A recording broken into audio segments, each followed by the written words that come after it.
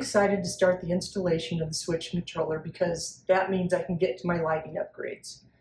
I have an overview video of all the upgrades I'm doing. I'll provide a link for that, and I'll have installation videos for all the upgrades I'm making.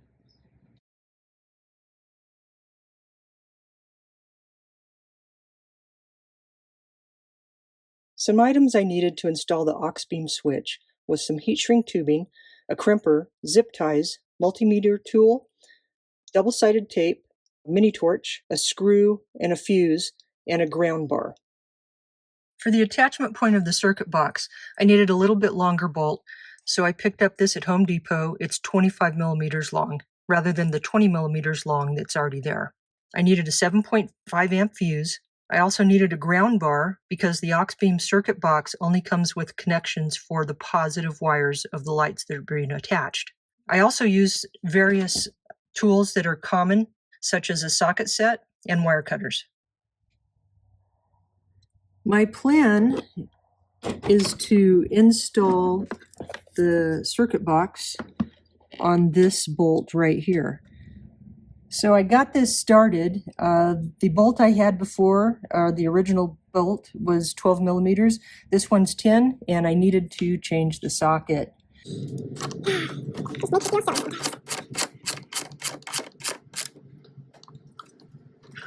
Now, that sits at a bit of an angle, but there's a recess in the hood, and that will clear.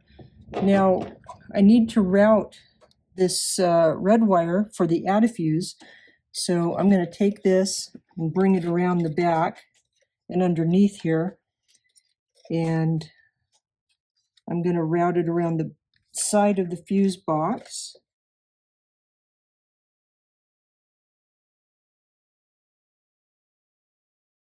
There's a bracket near the front that it's right here that I'm going to go underneath, and then I'm going to bring it up along to the inside portion of the fuse box to find a place to bring it through this where all the wiring comes through. I was hoping that I would be able to bring it up through this bundle, but it's taped off really well, and I really don't want to break that.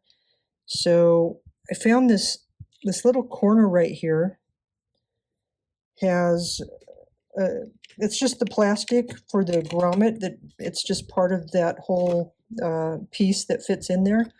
I felt on the other side of it, there's nothing behind it, and I think I'm going to drill a hole right through here, and it should drop straight through right next or adjacent to the wiring here.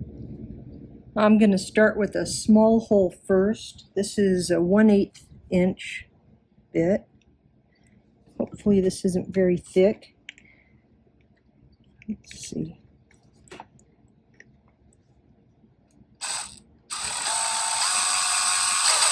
Oh, that went through really easily. So there's not much material there. Let me try the bigger bit. This one is, oh, nope, this one's 1/8. The other one was smaller. I'm going to go with 1/8 now.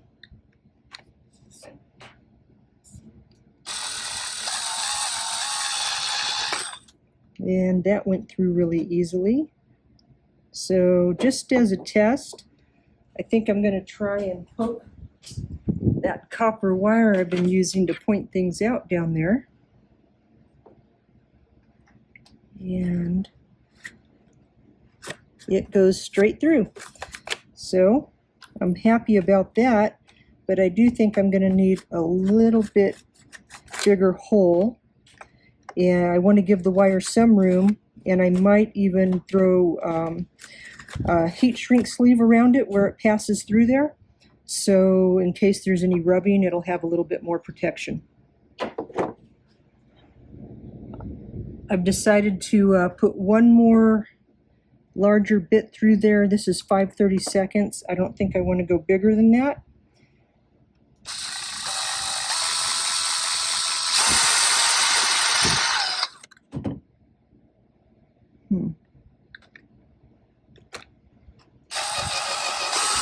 And that one went through also.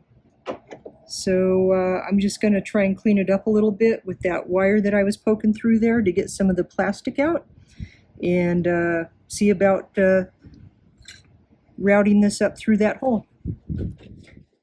So I fished the copper wire through the hole and put some electrical tape and attached the red wire to it, and I was able to pull it right through that hole.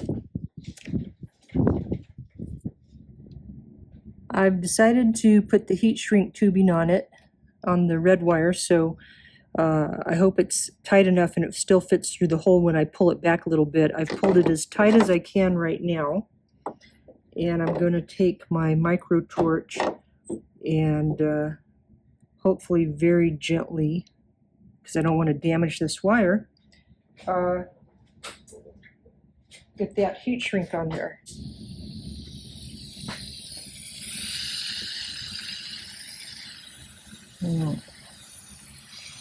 It's a tough spot.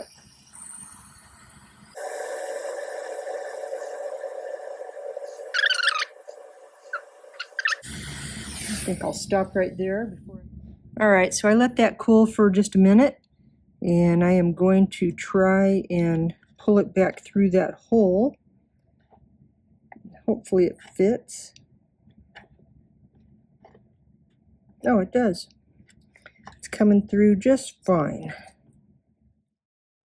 Now I'm just going to crimp on the antifuse.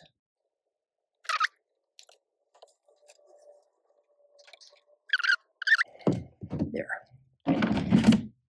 And that's not coming loose. To access the grommet from inside the cabin, we're going to have to remove the glove box and a trim piece. And to remove the glove box, it's fairly simple. You have this little arm over here. Let me get a flashlight right here. And you just pull that off, and it's pulled off. And then there's these tabs on either side right here, that you put some pressure on each side and let it drop out. And then there's just some hinges holding it on, and you just pull the glove box straight away from that. The trim piece is just below where the glove box came out, because here's the hinges for the glove box. And there's these 3 tabs. There's one here, here, here, and then there's another tab right here. It's a little different than the others, but you just push that one in and it just pulls right out. That one just came out. That one. And that one. And it comes right off. And it will go back on just the same way. There's these little hooks that stand out right here, and they go into this slot and this slot right here. Once you have all of that removed, you'll find this wire bundle going through the insulation. If you pull that insulation back, you'll be able to see the grommet. This is the wiring harness that I have to pass through the firewall. As you can see, it's pretty thick. I've done a bunch of troubleshooting, and my original plan was to go through this grommet, which is accessible, which is on the passenger side, and it's got these nipples on either side, and it's accessible from the inside of the cabin, just behind the glove box. And I really thought that that was going to work, and I even cut it, and I tried really hard to push through the connector on the cable. It's just not pliable. This material is probably 3/16 of an inch thick for what, 2 or 3 inches, and because of the thickness, it would not expand to allow the connector to go through. So my second thought was, this is very soft material here. It's thin. It's adjacent to where the wires come through the main grommet. And there's 2 walls. There's one on the inside and one on the outside. So I'd have to go through both, but they're both really thin. And when I pulled this grommet out and I could feel both sides of it, it was thin and I could always go through there. But I was getting anxious to get done, so I ended up trying to put it through between the grommet and the metal of the firewall, and I was able to seat the grommet back, with the exception of the immediate area right around here. It's pretty well seated. So I went ahead and pulled the cable through and put the grommet back on, and that seemed to fit pretty well. I will check on this to make sure that there's not a problem. And my backup position is to go right through here at a later time if I need to.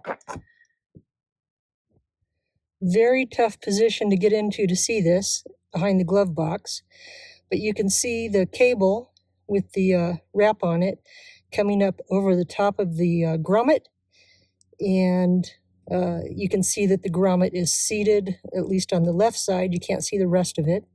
I fished a wire from the driver's side over on the floorboard by the gas pedal along the back of the firewall to just behind where the glove box is.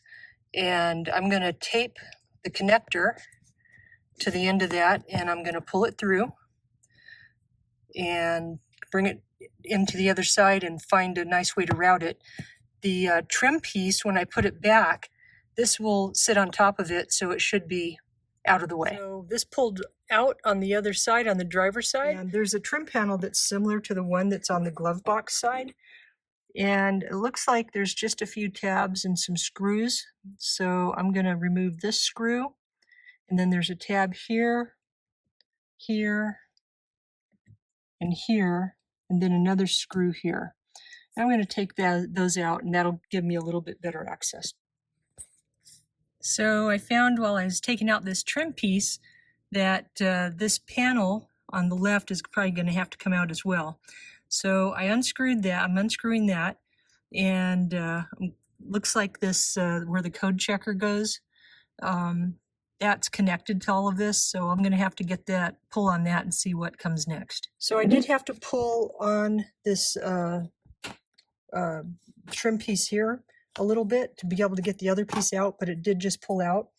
There's these white tabs right there that go into these holes, like there, that hold everything in, and it'll just push back in whenever I go to reinstall it.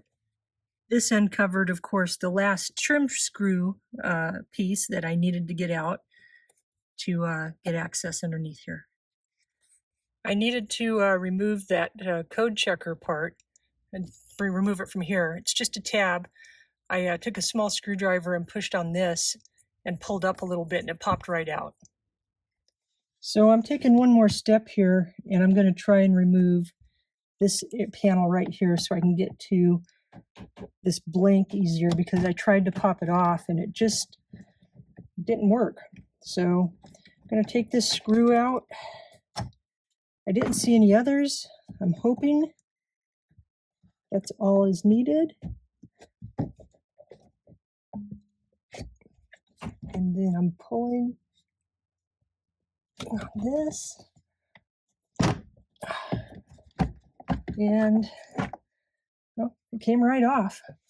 So I have better access to everything now.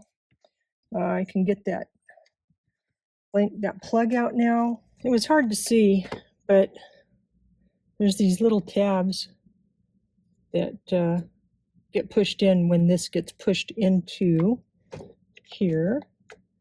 And I just needed to get a little screwdriver on the inside and push it in.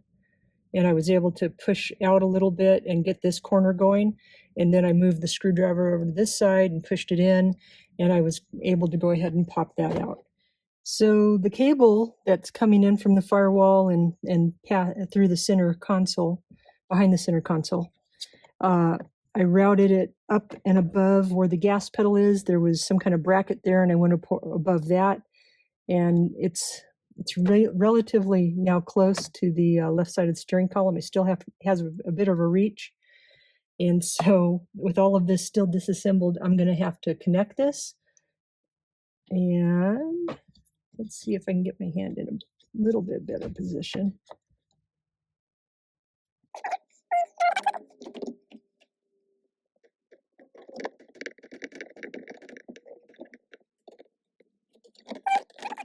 Well, it turns out I had a lot more slack in there than I knew I had, so we're in good shape. And, well, it's connected. So I got to fit all of this back together now.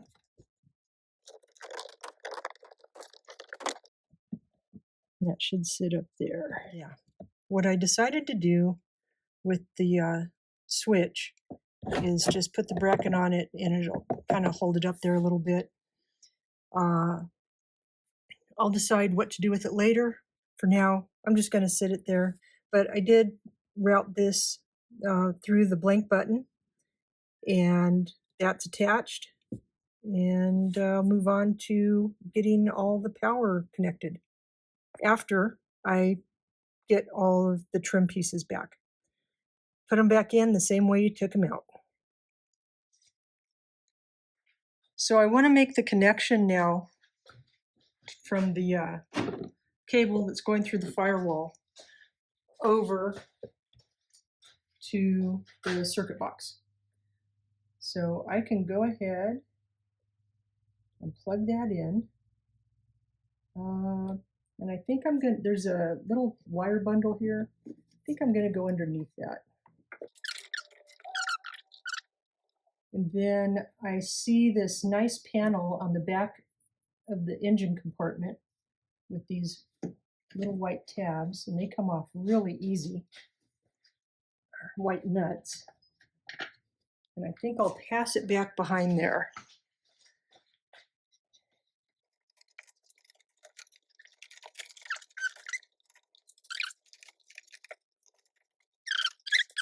This is kind of hanging down, and I see this little clip, and I think what I'll do is I'll take a zip tie and hold it up there. So,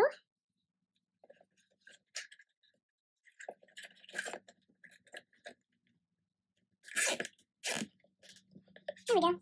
And I'll just snip off the end. And I took the ground bar and I cut the little dog ear off the end to make it a little bit shorter. I left the other one on just in case I wanted to use it later. But right now, I just put some double-sided tape on it, and I'm going to mount it right to the circuit box. And it might stay there forever. I might epoxy it later. But I think that's a good spot for it. I'm taking the ground from the circuit box, and I'm going to put it here on the ground bar at the end.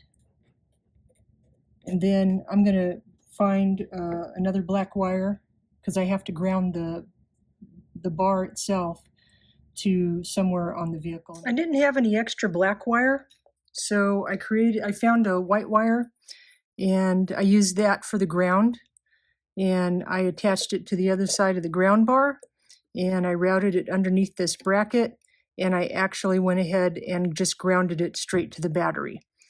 I removed the red battery cap to the battery positive, and I just detached the nut and attached the power cable from the circuit box. The last step in making these connections is the add a fuse. And in an earlier step, I had already ran that into the fuse box, and I just kind of tucked it away so that I could hook it up later. You want to pick a fuse that isn't active with the car turned off. Otherwise, your switch in the car that controls your lights would be on all the time. So when you shut the car off, you want that to go off as well. So I already had a ground bar. I have this multimeter, and I had a ground bar sitting here that's already grounded. So I put the black lead over on the ground bar, and I already knew before I got started here that this one has no power going to it. And just as an example, I'll show you one that does. and that one has 12 volts going to it. So I know that this one is the one that I want to put the add a fuse at. In the fuse box, in the cover, there's some extra fuses and a fuse puller. So I'm going to use that to pull that out.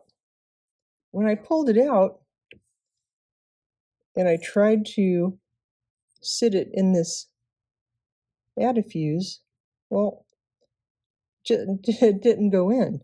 So I pulled this one out to find out what was going on, and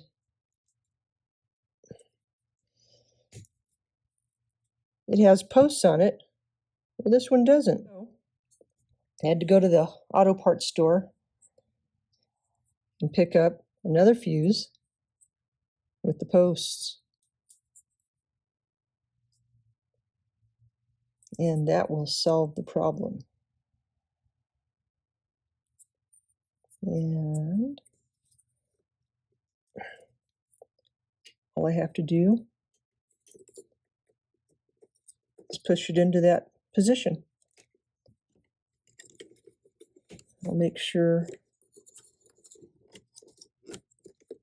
that's out of the way, nice and tucked away. My car is currently powered off, and I am going to start it.